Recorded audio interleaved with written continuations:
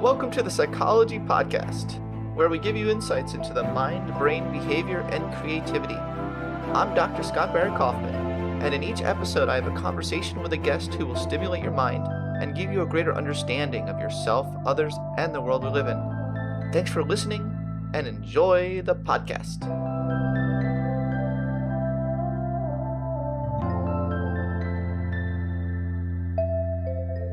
So it's great to have Dr. Robert Leahy on the podcast today. Dr. Leahy completed a postdoctoral fellowship in the Department of Psychiatry at the University of Pennsylvania Medical School under the direction of Dr. Aaron Beck, the founder of cognitive therapy. Dr. Leahy is the past president of the Association for Behavioral and Cognitive Therapies, past president of the International Association of Cognitive Psychotherapy, past president of the Academy of Cognitive Therapy, director of the American Institute for Cognitive Therapy in New York City, and a clinical professor of psychology and psychiatry at Weill Cornell University Medical School. Dr. Leahy has received the Aaron T. Beck Award for Outstanding Contributions in Cognitive Therapy, and he is author and editor of 25 books, including The Worry Cure, which received critical praise from the New York Times and has been selected by Self Magazine as one of the top 8 self-help books of all time. His latest book is called The Jealousy Cure: Learn to Trust, Overcome Possessiveness, and Save Your Relationship. Thanks so much for chatting with me today, Dr. Leahy. Thanks, Scott. It's a pleasure to be talking to you today. Total pleasure. Wow, that's one of the longer bios I've read. I intentionally, selected the bio, but I felt like in coming up with it, it didn't do full justice if I didn't include all those elements to it. I wanted to give the listenership an accurate reflection of all that you do for the field. So thank you for all that you do for the field. Thank you. So I wanted to start off by saying personally that your book, The Worry Cure, really helped me a lot during my more anxious moments, particularly about 7-8 years ago. What year did the book come out? It must have been more than 7 years ago. Yeah, I think it came out at about toward end of 2005, 2006. That makes a lot of sense. That makes a lot of sense. That's around the time I was in England and just suffering from generalized anxiety disorder, or whatever they're calling it these days. And the therapist I was seeing handed me, your book, and she used your book in her practice, and we went through the workbook, and it was incredibly helpful. So thank you. I mean, that book was an amazing synthesis of lots of research from lots of different psychologists as well as your own research. What spurred you to write that book before we get into your new one, obviously? Yeah, it's sort of an interesting origin of the book. My wife and I were in Istanbul, Turkey on 9/11/2001. And I was watching the second plane hit the building on CNN. And when we got back to New York, everybody was worried, including me and all my staff. So a few months later, I thought I could either worry like everybody else, or I could write a book on worry. And what was interesting is that in terms of contemporary CBT, there really wasn't anything out there that reflected the research and the theory and the clinical tools in CBT on worry that I thought, would be helpful to people. So that was sort of the motivation to write it. Yeah, it was amazing. There was really nothing like it out there. Yeah. So it really did break some ground.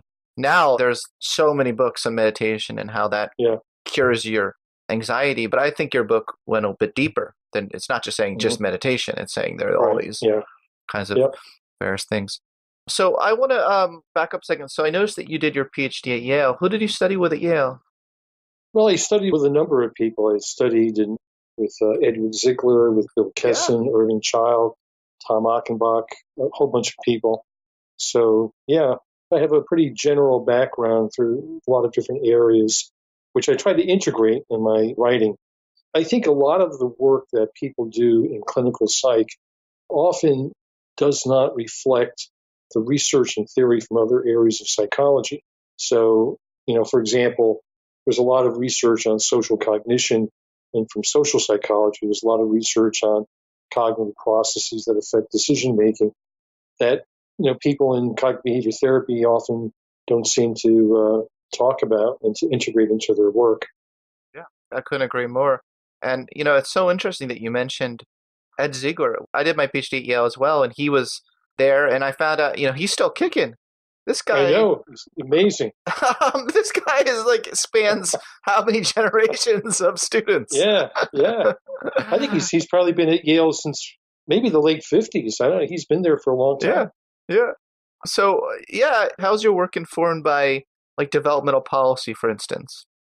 Well, I don't know about policy, but my work, Just development in uh, general, yeah. yeah, I mean, looking at, for example, I'm interested in how people learn about emotion and the kind of rules they have about emotion.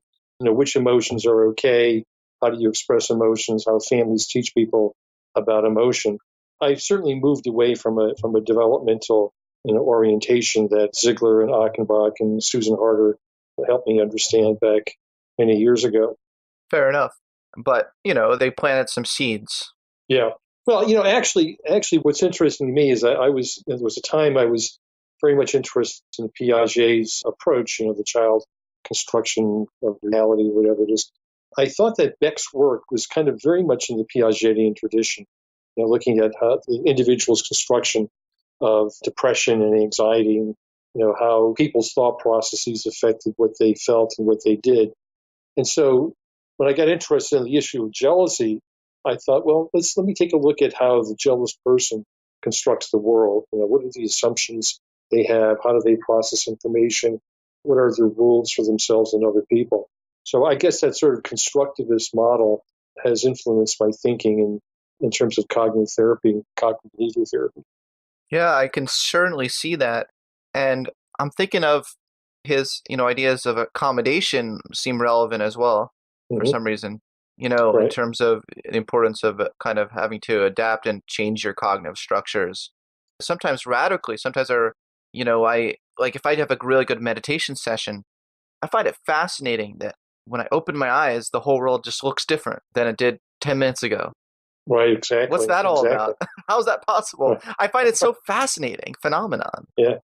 Yeah, the thing that's interesting is that if you get in the head of somebody who's anxious, a lot of their anxiety makes sense. In other words, if you adapt the assumptions that the anxious person has and you collect information in the manner in which they collect information, it almost logically follows that things are going to be catastrophic. The cognitive approach, in a way, is very much an empathetic cognitive strategy to try to understand how things make sense. How does hopelessness make sense? How does suicide make sense? And how to make sense of the alternative. Yeah, the jealous person may start off with some assumptions that people can't be trusted, that people are going to betray them, and that they have to constantly be hypervigilant, and that if anything bad happens, then it means the relationship's going to fall apart. So if you approach any intimate relationship with those assumptions, you're going to probably end up being jealous and distrustful. They're like use the word assumptions. They're also like their worldviews or their like their beliefs. They're Hmm. yeah. I'm trying to think of what they really are. These kind of like beliefs that we've internalized through lots of interaction of processes. So yeah, but you're absolutely spot on. And changing those beliefs can literally change our outcomes of our relationships and the linkage, the commonality there between your worry cure book and your jealousy cure. I mean, it's a lot of parallels and some overlap in terms of Right? this sort of non-judgmental acceptance, so to speak, of Yeah. the situation seem to be in common across both books. This could be a whole like really famous series like Chicken Soup for the Soul. I mean, you could just go every year you could have a different cure. Like the sexual cure could be the next one. That would sell a lot. Yeah. Yeah. Well, when I began thinking about the jealousy issue, there's a number of patients who tend to struggle with jealousy. And I thought, gee, let me see, is there something I can recommend? And I couldn't think of anything I could recommend to read that, from a contemporary CBT approach. And then I began looking at the research. I mean, there is research by evolutionary psychologists like David Buss and other Mm. people on jealousy. There's research on what factors make people more inclined to be jealous. But in terms of contemporary CBT, there really was very little out there, if anything. I mean, there were kind of somewhat naive approaches that, sort of equated jealousy with low self esteem. And it's not really clearly related to low self esteem. You could have high self esteem and feel jealous. Like you can think, no one can treat me that way. And so you can be assertive because you're feeling jealous. But there really wasn't anything out there. And I think it was like a blind spot. And there are certain kinds of emotions, Scott, that I think, people kill people over or Oh yeah. they really have difficulty with. And like emotions like jealousy or envy or ambivalence or boredom or resentment or the desire for revenge. And there's very little in the CBT field that addresses these kinds of emotions that people are told they should not feel that way. My view is that all emotions have evolved because they're useful in certain contexts, and jealousy is one of those emotions that, from an evolutionary point of view, is quite useful. Oh, that's so interesting. So is it still useful from a proximal point of view? Like, you're not advocating to get rid of jealousy completely, right? I think that it's unrealistic to think that people are going to have happy emotions all the time, that they're going to feel good all the time. My old friend David Burns wrote an excellent book called Feeling Good. I'd like to write a book called Feeling Everything, which I think is kind of reflects the reality of human existence, that we're going to go through life, we're going to have feelings like envy, where we think that other people are getting ahead, feeling like jealousy, that people are a threat to our relationship. We're going to have feelings of boredom, intense anger, shame, guilt, and all these emotions. And to sort of tell people, I'm not saying anybody is saying that, I'm not saying that CBT says you shouldn't have these emotions. But a lot of times when people have these emotions, other people say, oh, you shouldn't feel that way. And that's invalidating. And then it makes people feel bad about having an emotion that doesn't feel good. It's like feeling bad about feeling bad. Yeah, and the whole shoulds just should be taken out of the everyone's mental lexicon, right? Right. Well, I think Did you hear what I just said? I just said right. the word know. should right, be taken right. out It should of. be taken out, right? Yeah, I mean, I think, like, my view is that, I mean, some people think, oh, like shame and guilt, those are really bad emotions. But think about it this way. Let's imagine if you were single and you started dating somebody and she said, gee, I really like you, Scott. You're really terrific. I want to spend a lot of time with you. But I think I should tell you that the module in my brain that allows me to have feelings of shame and guilt is missing. I'm incapable of shame and guilt. I don't think you would trust the person. So these emotions have some adaptive value if you believe that people you work with would feel guilty or ashamed if they betrayed you, you're more likely to trust them. If someone's good at convincing you that they feel guilty, you're more likely to trust them in the future. Jealousy, if somebody said to you, if you have an intimate relationship, if someone said to you, something, you can go out and have sex with anybody you want, I wouldn't be jealous. I don't think you would trust the person. And some people think, some men think, oh, I want all that freedom. And it sounds good until you begin thinking, what would it mean if somebody actually said that to you? It would probably mean that they didn't love you, you weren't special to them, and that they wanted freedom to pursue other options. So the emotion of jealousy is one of these disparaged emotions. And of course, it gets to the extreme with people. For example, jealousy is the leading cause of homicide in the couples when the man kills the woman.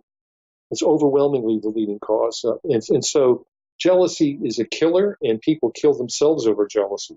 So obviously, it can get extreme, but we don't want to say we want to get rid of jealousy completely, Right. because jealousy, in a way, is a way of, taking the temperature. You can have a temperature that's too low or too high. Hi, everyone.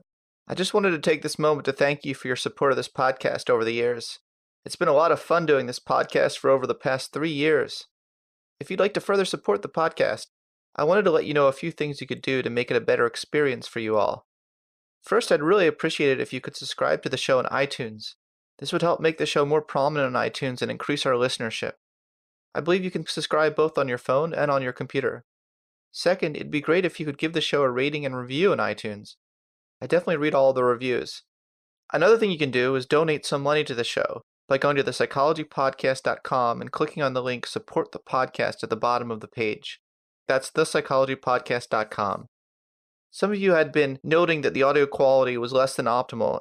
Thanks to the donations that we've been receiving, I'm really excited to announce that in the next couple of weeks, we're going to have a completely revamped audio structure to the show, and you should notice a huge improvement in the audio quality. Thanks for your patience with that. Thank you for your support of the show over the years. It's been a real labor of love for me. Okay, back to the show. Just going back to the evolutionary approach a second, they make a big ado about sex differences in what they're jealous about, like the content versus cheating versus, sexual versus emotional intimacy, et cetera, et cetera. Right. Do you make that distinction in your book? Yeah, so that's an important distinction. Of course, both men and women are jealous about those things, but women tend to be more jealous about emotional closeness, and men tend to be more jealous about sexual infidelity. And so, from an evolutionary point of view, the model is called parental investment theory. It was developed by Robert Trivers at Cambridge back in the 1970s. That the parental investment theory is that the woman always knows the baby is her baby. The man doesn't really know for sure. So it's like, he has the maybe baby. He's not quite sure if that's his baby. So the male is very, very threatened by any sexual infidelity of the female because, he doesn't, his evolutionary adaptation, he's not going to want to protect or take care of the genes of offspring that are not his offspring. So, I mean, it sounds like a very dark view, but evolution is about competition and about survival. So the female wants to have the support of the male. And so if the male is directing his emotions toward another female and his support and his resources and his protection, then he's not going to be available to take care of the offspring. So it's really about the genetic fitness of the pattern to protect the investment in the genes for the next generation. Yeah, I get that distal perspective, but there's huge individual differences in, people where jealousy is an issue for them. Like whether it's a hair trigger sort of thing for them or not. Attachment style seems to be relevant here. Yeah, so like anxious, Yeah, so what the research shows is exactly that individuals who have an anxious attachment style are far more likely to be jealous. But what's also interesting, Scott, is that people differ in terms of how they feel in a close relationship. Some people really want to have a close relationship, and some people don't want to have a close relationship. So people who have this sort of distancing in an intimate relationship, who don't want to be close, are far less likely to be jealous. There's interesting research showing that they actually make a stable, long-term relationship, the anxious and the avoidant. Even though there's constantly drama in their relationship, it lasts a long time because each one is kind of like what the other person, I don't know. It's kind of an interesting dynamic there when you mix the avoidant with the anxious attachment person. Right, exactly. And I've actually seen that. I'm sure you have, where you have let's say in a particular case, I'm thinking of a woman who wants a very close relationship and who wants to have constant contact with her partner, and a man who values freedom and spontaneity and doesn't want to be tied down. So her approach to try to connect with him and be close to him triggers his desire for autonomy, and he pushes back, which then triggers her jealousy and her anxiety. Vice versa, so, Yeah, so it's a self-fulfilling prophecy. The more she pushes, the more he avoids. But interestingly, the research suggests that kind of relationship works. It works better than an avoidant one doesn't. It never works. Right. But an anxious that works better than even an anxious one, for instance. Yeah. So it's just interesting to think how these can come together. So having a hair trigger for jealousy, is that correlated with a hair trigger for rejection sensitivity? Well, what happens with some people is that they have these triggers. Like if the trigger could be you're at a party and your partner is talking to somebody else, and that could just suddenly trigger the idea that they're going to chase after that person and leave me. Or the trigger could be retrospective jealousy. It could be your partner is thinking about or talking about an experience with a former partner, and that can trigger it. And so I think part of it, Scott, is that people who are prone to jealousy often have rules about relationships. And a lot of these are really perfectionistic rules about the way people should be. For example, one rule that people have is that I should be the only person in the world that my partner finds attractive. Of course, there are several billion people in the world. It's hard to imagine you're the only person in the world that's attractive. Or if my partner finds somebody attractive, they're going to leave me. Or if my partner had a good time with somebody else in the past, that means they can never be happy with me. Or that I should be interesting and exciting to my partner all the time. Or I should know everything my partner is thinking. Some people equate trust with this sort of like existential merging of two people, which is just so unrealistic. As people push for more and more, demands for certainty and interrogate and control, it drives the other person away. The person pushes back. What's interesting, Scott, is the kind of things that the target of jealousy might say, to try to defend herself or himself. Let's say, for example, if a man is feeling jealous and the woman says, well, you shouldn't feel that way. You should trust me. You're neurotic. That's your problem. Don't bother me. You must have low self-esteem. All of these sort of dismissive and critical, even contemptuous statements actually feed into the jealousy, because jealousy is about a threat to attachment. So if the man is expressing his jealousy and the partner is rejecting him, that this sort of feeds into his sense that his attachment's threatened, and then he ups his demands for certainty and reassurance, which then leads to the pushback. It's an interesting dynamic to see. One of the problems I think that people have in their relationship is the difficulty in accepting the emotions that the other person has. So if you keep telling your partner they shouldn't feel jealous, their jealousy is not going to go away. I've never seen somebody say, oh, my partner told me to stop feeling jealous, and my jealousy just disappeared.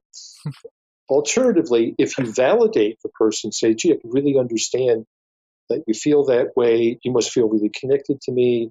I feel really flattered that you care enough and value me that much. That must be a difficult emotion that you're having. You should feel free to talk to me about it. I can accept those feelings. I care about those feelings. I have compassion for you. In other words, if you go into like an attachment, compassion, validation mode with a person who's jealous, that's going to be reassuring in a very emotional, fundamental way. They still may feel the jealousy, but they also believe that you have room and you're accepting those emotions and that you still respect them. So you're not rejecting. It's just like having a baby that's crying and yelling at the baby to stop crying. That never works. If you pick up the baby and you soothe the baby feels that there's a secure place. So in some ways, even though my approach is cognitive behavioral, it's very much grounded in attachment theory.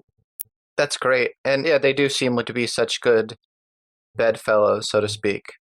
Yeah. There is I'm just sort of blanking right now, but there is a recently developed training for attachment style for couples to be more sensitive to each other. It's called like emotion focused therapy or something like that. Have you heard of it? Right. You're thinking about Leslie Greenberg's work. I think Think that's what so. you're thinking about. That's emotion focused therapy, which is good. And also John Gottman's work Yeah, is Gottman. also Yeah. quite good. I think one of the fundamental things in a relationship is the sense that your partner really cares about your feelings. And when a partner expresses the jealousy, saying, I really feel jealous, and you're flirting with that person, we tend to do, when somebody says that, we tend to become defensive and we go on the counterattack, which, may be a perfectly human thing to do, but what it does is it feeds right into the jealousy because it makes the person feel more insecure. We have a very hard time normalizing and validating emotions that a person has when we feel the person's angry with us. We want to win. We want to defeat them. We want to even humiliate them. And that just makes the jealousy and the insecurity worse. David Buss, in one of his books, describes research where they found that couples where they had issues about jealousy were more likely to stay together 5 years later. And if it stands to reason, Really? because jealousy indicates you care enough. Right. Like if you think about people who have very superficial relations, just shallow one night stand, go on Right. Tinder, whatever, those don't lend themselves to jealousy. So, when people feel they have something invested and they care enough, they're more likely to express their jealousy. And sometimes people will intentionally try to get the partner to feel jealous to sort of test them out. Do they care enough? Do they care enough to be jealous? And if the person does, you can do whatever you want. I don't care. The person begins thinking, maybe he's not that into me. Maybe he doesn't care that much about me. Wow. Steven Pinker in How the Mind Works refers to love as a doomsday device. I wonder if jealousy is a doomsday device as well to help, kind of. Do you know what I mean? Like evolve to like as a binder, as a way of protection if like someone like the hot guy next door moves in, that you don't just move Yeah, on to them. right. Yeah. So there's, I think the reality is that we do live in a competitive world. And, as a result, I think one of the most universal emotions that really hasn't been examined that well in the cognitive behavioral field is the feeling of ambivalence. And, I've seen so many people who struggle with ambivalence because they think they should not be ambivalent. And, like some people have this kind of idealized view of love, that it should be like Romeo and Juliet. And if you think about, like, when you're 15 years old in high school, you read Romeo and Juliet and say, oh my God, isn't that wonderful? How wonderful they're in love. It's all idealized. It's so perfect and everything. But can you imagine, like, if you and I sat down and we wrote a television script for the Romeo and Juliet television series that would be about Romeo and We should do Juliet that. when they're in their 40s living in Queens, New York, and they're both quite a bit overweight and they're a little bit pissed off at each other. Yeah, I Yeah, mean, you're yeah, not going to have this idealized romance right. continuing on for more than a couple of weeks, probably. Yeah, that's a really good point. I mean, dopamine gets saturated no matter what it is eventually, you know.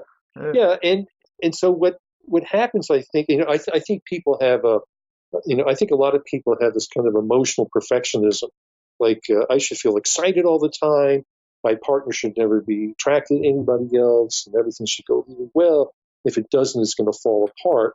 As opposed to thinking that I had a patient years ago who said he was divorced and was starting a relationship with somebody who was a bit rocky. And he said, so Bob, what's the key to a good long-term relationship? I said, well, let me tell you, about 10 years ago, I used to do a lot of windsurfing. I was down in the Virgin Islands of St. John. And I went over to Coral Bay to see Mike, who was the windsurf hot dog on the island. And I said to Mike, Mike, what's the key to windsurfing and heavy waves and heavy wind? And he said, Bob, it's rock and roll and commit to the action. And I said to my patient, that's the key to a long-term relationship. Rock and roll and commit to the action. If you get an image like of a windsurfer with the waves going up and down and the wind, and you're kind of leaning back and pulling the boom, that's what it is. You've got to be able to go rock and roll, ups and downs, and just commit to the action. It's not going to be a smooth ride some of the time. I like that. And I think acknowledging and normalizing that you and your partner may see other people and find them attractive and interesting or have memories, that's normal. That doesn't mean that everything is falling apart, and that you can accept that that's the case, but focus on committing to the action, making the relationship as good as it can be. Yeah, that seems like really sensible advice. It just dawned on me though that like we never even defined what jealousy is. So Right. let's like back up a second, and if you could define jealousy and how it's different from envy, that would be great. Okay, so jealousy is usually a very intense, passionate emotion. It actually is derived from the Greek word for zeal, zeal, zealous, and it reflects an intense, passionate emotion that includes anger and anxiety. And it's always about three people. It's always about the two people having the primary relationship and a threat from an imagined threat from a third person. So you can have jealousy in a romantic relationship. You can have jealousy with friends. Maybe your friend spending more time with Bill than with Scott. You can have jealousy with coworkers. Even animals. They've done research on animals, and they found, like, owners of animals, how jealous is your animal? And the animals who show the most jealousy are dogs. Second are Huh. horses, and cats are a little bit behind. Cats are a bit more self-contained, and they're kind of cool cats, so they Huh. maybe they don't Yeah. show. But babies show jealousy. One study showed it was like 8-month-old babies and their mothers. They had the mother either play with an inanimate object or play with another baby. And when the infant saw mom playing with another baby, the infant expressed distress. So you have jealousy at 8 months old. You have jealousy in cats and dogs, horses. You have jealousy with friends. You have jealousy with coworkers, and it's universal. You have jealousy with friends, romantic relationships, siblings, step parents. Animals show jealousy. Dogs are the most likely to be jealous. Horses second, cats third, and even 8-month-old babies show jealousy when their mother is playing with another baby versus an inanimate object. So jealousy is an emotion that you have in lots of different kinds of relationships, species, and ages. Envy is more about somebody getting ahead in the dominance hierarchy or status or I see. power, whatever. So you might be envious of, like, somebody who gets advanced over you at work, or publishes something that gets more attention, or has qualities that you wish you had. And what we tend to be envious of, and it doesn't involve three people necessarily. So envy is about somebody who's getting hit, not necessarily a threat to your attachment relationship. We tend to envy people who are most relevant to our comparison level. So I'm not going to be envious of somebody who's like a world-class skier, because I'd be lucky if I could ski 10 feet. So, Wait, but you could be jealous of their wealth or whatever, right? Can you be I might be jealous? envious. I might be envious of their wealth, but I'm not sitting here thinking that, oh, they don't deserve that. Gotcha. But we tend to have our little comparison group, our little status domain. Like if you go to a conference, you go to an academic conference, Scott, Oh, they're the worst. you're going to see an epidemic of Yeah, jealousy. it's the worst. Yeah, I mean, academics are just terrible. And I kind of wonder if maybe that's one of the reasons why it hasn't gotten as much attention. You keep in mind, these are emotions people kill people over. This is not like, Yeah. I'm picking my fingers or something. This is an emotion people kill other people over, or kill themselves over. People kill over envy. Now, on the other hand, there's also an upside to envy. Like Bertrand Russell said, without envy, we would not have democracy. So you can think about envy as a concern about unfair distribution or unfair reward. So if somebody, has, tens of millions or hundreds of millions of dollars that we view as undeserving, and a lot of these other people are poor, that kind of envy might be viewed as social justice. So, in fact, Jonathan Walls, who's with Harvard, leading a legal scholar, actually viewed envy as an underlying emotion for distributive justice. So envy is an important emotion, and envy also teaches us who's getting ahead and who should we emulate. So you can think of envy as, well, that person got ahead over here. What did they do? Maybe I can do it. And so envy can be a motivational role model for people, and get us to pay attention and to emulate characteristics that are rewarded. So again, like I find many patients who are envious, I normalize envy and look at envy as it's an emotion that you have, and many people feel ashamed about it. They feel like, what's wrong with me that I have the envy? As opposed to normalize it, validate it, understand that that's how people feel, that people don't talk about envy. Very, very few people say, gee, I'm really envious of that person who succeeded, and I want them to fail so I can feel good. I mean, Right. very few people acknowledge their schadenfreude. But everybody knows it's there. And it's very powerful. People will undermine people that they feel competitive with. So it's something that we have to bring out of the shadows and be able to talk about and normalize and figure out how we can use it, if at all, in a constructive way. Well, you seem like a terrific clinical psychologist, and I love the idea of normalizing and having people accept the size of themselves. But certainly that's not the same thing as saying that their life would be optimal well-being with it remaining. I Right. mean, I think we could probably learn to not be so reactive to it, right? Yeah, I mean, you can think of, let's just take envy. You can take envy and think of it as, okay, I envy this person who is doing more than I'm doing and getting more recognition.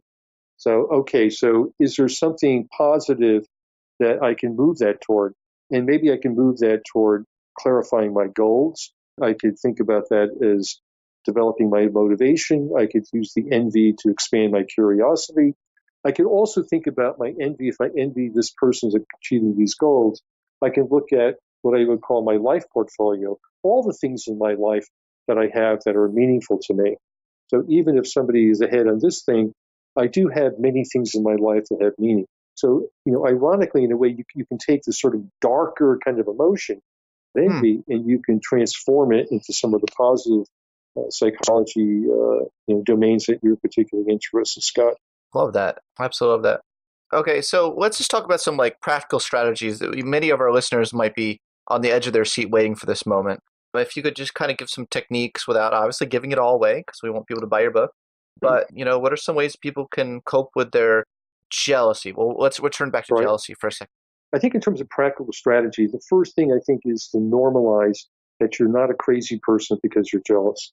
So I would normalize the jealousy. I would validate the difficulty in having the emotions. I would try to develop some compassion toward yourself, struggling with a difficult emotion. I would ask you to think about the distinction between your jealous feelings and your jealous behaviors. So the coping behaviors are often what get people in trouble, like the interrogating, the accusation, all the control strategies that people use with their partner, stalking, threatening, and all that. I would try to step away from the control strategies, see if you can give those up for a few weeks. I would accept the idea that you're feeling jealous rather than think you have to get rid of the jealous feelings. One thing I ask people to do is, you're having all these intrusive jealousy thoughts 24 hours a day, and it's just driving you crazy. Set aside an appointment with your jealousy thoughts. So let's say between 2 and 2:30 in the afternoon is going to be your jealousy time. And during that time, you focus on your jealousy thoughts. So one way of viewing it is that, like at 10 o'clock in the morning, 10 o'clock at night, you have some jealousy thoughts, write them down, put them all off to 2 o'clock in the afternoon, then focus on them. And what people find is that the intensity of their jealousy usually subsides during the course of the day. And so they're not as upset about the jealousy. They begin feeling they have more control, that they, just because a jealousy thought comes to their head, they don't have to be hijacked by it. So during that jealousy time, there are several things you can do. One is you can ask yourself, are my thoughts really rational? So, for example, am I engaged in mind reading? Am I jumping to conclusions? Am I taking things too personally? Do I have unrealistic expectations? Would my partner have the same reason to be jealous of me? Sometimes you think, I'm jealous of my partner. Well, maybe they have a good reason to be jealous of you too. Is it in my interest to interrogate my partner or threaten my partner? Will that drive them away? Is there some strategy that we can use to develop some understanding about what kinds of behavior is okay for both of us? In other words, you may need to have kind of like an understanding that you have to clarify for the two of you. You can also have ground rules for what the two of you do when one person's jealous. So you go to a party, and if your partner says, "Gee, I'm feeling jealous," what is she going to do? Can she tell you that you're jealous? Is that going to be okay? Do you think that you have to get her to stop feeling that way or insult her? So you need to develop some kind of rules for accepting and discussing the jealousy without criticizing and suppressing the emotions the person has. Another technique I use, and it sounds counterintuitive, is what's called the boredom technique. So for example, I had this one patient who was feeling very jealous about his wife going away on business trips, and he had the thought, my wife could be unfaithful to me. And of course, that's always true. You can't prove that she cannot be unfaithful. So he had to get used to the thought that it's possible that his wife could be unfaithful to me. He was equating the thought that it's possible my wife could be unfaithful with the idea that she would be unfaithful. Those are two different things. It's possible I could win the lottery, but it's not a fact that I'm going to win the lottery. So I had him repeat the thought literally hundreds of times. Like he would sit at home and repeat silently, "It's always possible my wife could be unfaithful to me." And that thought initially became anxiety provoking. But after a few minutes, the thought became boring. He just habituated to it. So there are a whole lot of techniques that I describe in the jealousy cure. You don't have to feel helpless when you have intrusive thoughts. There are a lot of things that you can do. I mean, personally, you had that exercise in the word cure with kind of put it aside, kind of take a step back. Mm-hmm. And that was so helpful for me. And it's so amazing how just the next day, you can totally not care at all about something that you're like, "Oh my God, this is the most important thing ever." In the moment. Right. So, It's just so so true. weird. So true, So Scott. weird. Yeah. Yeah. Yeah. I mean, it's a good example of, I think one of the goals in life sometimes is to develop the capacity of indifference. I mean, you might say that's kind of a Zen goal, but it's a matter of just, wisdom. And one way of thinking about it is, what are the things that used to bother me like 5 years ago or 5 months ago, even, whatever. And so noticing that your emotions can change and that you could eventually become indifferent. I think the other thing that's important, Scott, is that sometimes jealousy is a warning that the relationship is at risk.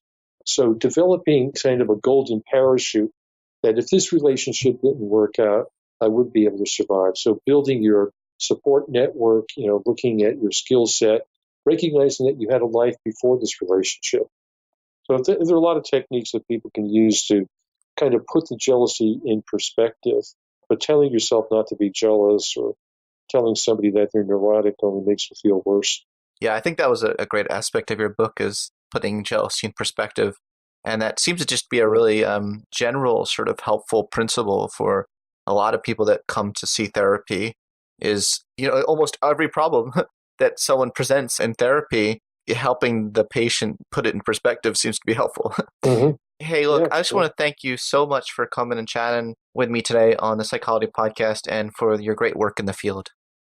Well, Scott, it's been a real pleasure. And, as a friend of mine once said to me when I was writing the Worry Cure book years ago, he said, if the book helps one person, it's been worth it.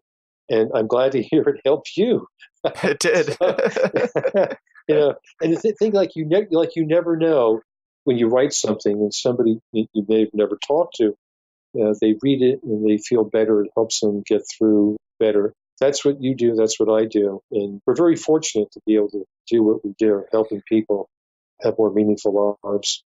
We're incredibly fortunate, and something that I just think it's so interesting to think that, and I don't talk about this much on the show, I don't think I ever have, how I used to have very intense anxiety about 7 years ago. And I just think about how much I've grown and changed, and just to think that it's possible to really grow. I mean, even just a little, like boarding an airplane used to be the most catastrophic anxiety experience for me, and I had to take medicine, etc. Now it's like no big deal. I'm like, whatever, I'm boarding an airplane. I don't even think about it now. Right.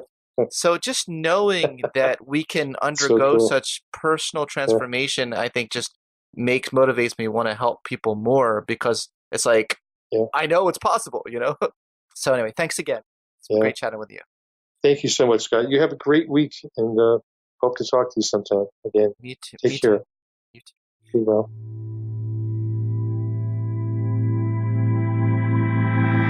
Thanks for listening to the Psychology Podcast. I hope you enjoyed this episode.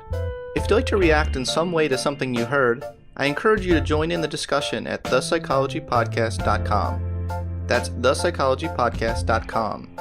Also, please add a rating and review of the Psychology Podcast on iTunes. Thanks for being such a great supporter of the podcast, and tune in next time for more on the mind, brain, behavior, and creativity.